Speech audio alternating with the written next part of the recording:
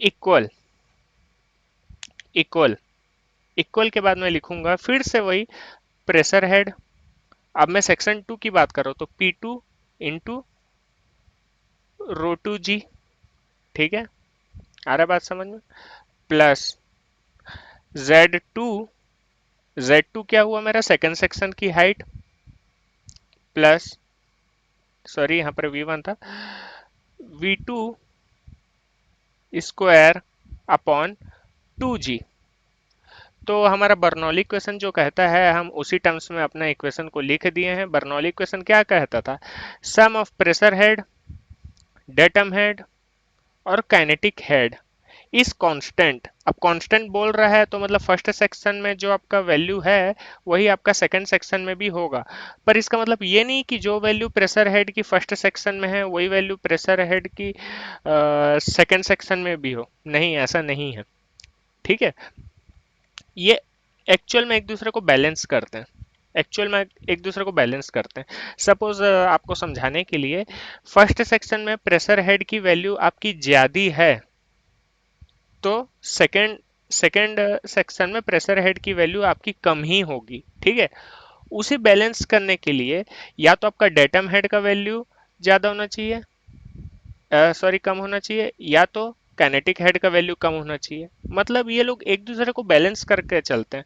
अगर एक कम हुआ तो दूसरा उसे बैलेंस करेगा। ठीक है, तो आप ये नहीं कह सकते कि प्रेशर हेड जो फर्स्ट सेक्शन में है वही प्रेशर हेड आपका सेकंड सेक्शन में है, दोनों की वैल्यू अलग अलग है। जो डेटम हेड आपका फर्स्ट सेक्शन में है वही डेटम हेड आपका सेकंड सेक्शन में, आप ऐसा भी नहीं कह सकते। और जो काइनेटिक हेड आपका फर्स्ट सेक्शन में है वही आपका सेकंड सेक्शन में है, आप ऐसा भी नहीं कह सकते। पूरे वैल्यू आपस में डिफरेंट है, पर अगर आप पूरे वैल्यू को जोड़े फर्स्ट सेक्शन में, प्रेशर हेड, डेटम हेड और काइनेटिक हेड तीनों वैल्यू को आप मान लो फर्स्ट सेक्शन पे जोड़े, और वैसे ही वही काम आप सेकंड सेक्शन में भी किए, सेकंड सेक्शन में भी आप सेम काम किए, प्रेशर हेड, काइनेटिक हेड और डेटम हेड को जोड़े, तो दोनों की वैल्यू सेम आएगी। तो ये कहता है आपका बर्नौली इक्वेशन। ठीक है, अब यहाँ पर एक चीज और समझो आप, एक चीज और समझो।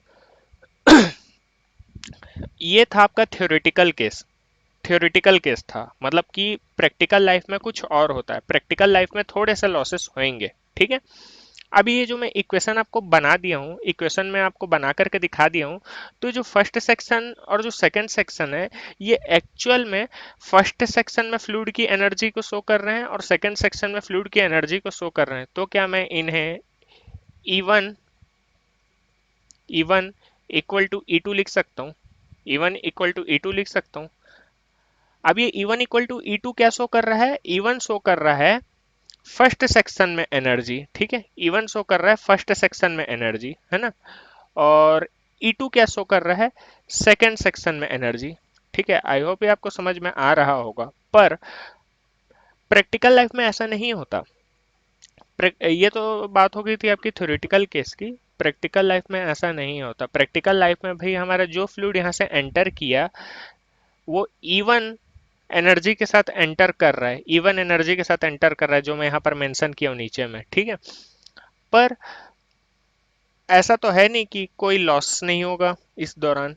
लॉसेस होते हैं, लॉसेस होते हैं, फ्रिक्शन लॉसेस होते हैं, फ्रिक्शन लॉसेस। तो फ्रिक्शन लॉसेस के कारण जो आप जो E2 की वैल्यू को एक्सपेक्ट कर रहे हो कि जितनी आएगी उतनी नहीं आती है। उसके साथ में, इसके साथ में आपको लॉसेस भी देखने को मिलते हैं, इसके साथ में आपको लॉसेस भी देखने को मिलते हैं। ठीक है, तो ये लॉसेस के साथ आता है। ठीक है, तो ये प्रैक्टिक तो आई होप ये वीडियो आपको पसंद आई, तो लाइक शेयर एंड सब्सक्राइब जरूर कर दीजिए। ये था आपका बर्नौली इक्वेशन।